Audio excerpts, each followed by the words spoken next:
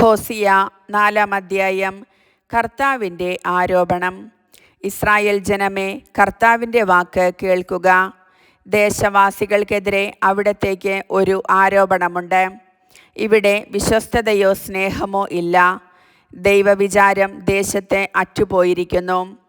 ആണയിടലും വഞ്ചനയും കൊലപാതകവും മോഷണവും വ്യഭിചാരവും സീമാതീതമായിരിക്കുന്നു.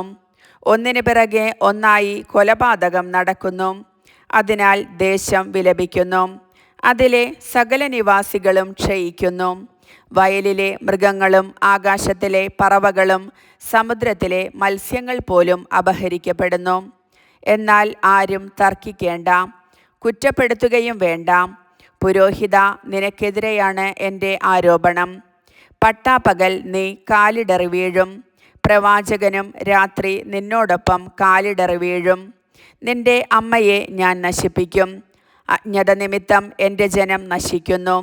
നീ വിജ്ഞാനം തിരസ്കരിച്ചതുകൊണ്ട് എൻ്റെ പുരോഹിതനായിരിക്കുന്നതിൽ നിന്ന് നിന്നെ ഞാൻ തിരസ്കരിക്കുന്നു.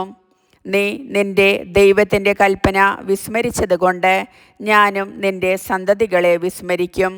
അവർ പെരുകിയതോടൊപ്പം എനിക്കെതിരായുള്ള അവരുടെ പാപവും പെരുകി. അവരുടെ മഹിമ ഞാൻ അപമാനമായി മാറ്റും. എൻ്റെ ജനത്തിൻ്റെ പാപം കൊണ്ട് അവർ ഉപജീവനം കഴിക്കുന്നു. അവരുടെ തിന്മ അവർ അത്യധികം കാക്ഷിക്കുന്നു. പുരോഹിതനെ പോലെ തന്നെ ജനവും. അവരുടെ ദുർമാർഗങ്ങൾക്ക് അവരെ ഞാൻ ശിക്ഷിക്കും. അവരുടെ പ്രവൃത്തികൾക്ക് ഞാൻ പ്രതികാരം ചെയ്യും. അവർ ഭക്ഷിക്കും, തൃപ്തരാവുകയില്ല. പരസംഗം ചെയ്യും, പെരുകുകയില്ല. കാരണം വ്യഭിചാരത്തിൽ മുഴുകാനായി അവർ കർത്താവിനെ പരിത്യജിച്ചു. വീഞ്ഞും പുതുവീഞ്ഞും സുബോധം കെടുത്തും. തടിക്കഷ്ണത്തോടെ എൻ്റെ ജനം ഓരോ സംഗതി ആരായുന്നു. അവരുടെ ദണ്ഡ് അവർക്ക് പ്രവചനമരുളുന്നു. വ്യഭിചാരത്തിൻ്റെ ദുർഭൂതം അവരെ വഴിതെറ്റിച്ചു. പരസംഗത്തിനു വേണ്ടി തങ്ങളുടെ ദൈവത്തെ അവർ പരിത്യജിച്ചു. ഗിരിശൃംഗങ്ങളിൽ അവർ ബലിയർപ്പിക്കുന്നു. കുന്നിന്മേലും കരുവേലകത്തിൻ്റെയും പുന്നയുടെയും ആലിൻ്റെയും ചുവട്ടിലും അവർ അർച്ചന നടത്തുന്നു. അവയുടെ തണൽ സുഖം നൽകുന്നു. നിങ്ങളുടെ പുത്രിമാർ വേശ്യാവൃത്തി നടത്തുന്നു. നിങ്ങളുടെ ഭാര്യമാർ പരസംഗം ചെയ്യുന്നു. വേശ്യാവൃത്തി ചെയ്യുന്നതിന് നിങ്ങളുടെ പുത്രിമാരെയോ വ്യഭിചരിക്കുന്നതിന് നിങ്ങളുടെ ഭാര്യമാരെയോ ഞാൻ ശിക്ഷിക്കുകയില്ല. കാരണം പുരുഷന്മാർ തന്നെ പരസംഗത്തിലേർപ്പെടുകയും ദേവദാസികളോടൊത്ത് ബലിയർപ്പിക്കുകയും ചെയ്യുന്നു. അറിവില്ലാത്ത ജനം നശിക്കും.